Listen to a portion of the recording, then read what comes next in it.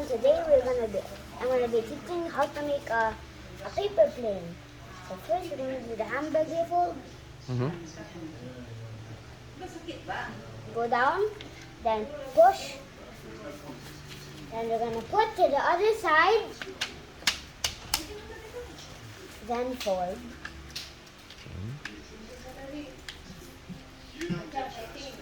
After that, you're gonna raise it down. That's clever.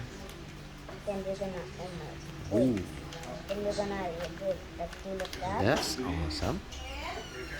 On both sides. Like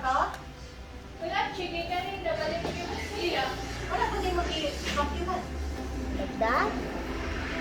We're just gonna do like that. Really, I go like this. So we're gonna lock it there so it will stay calm.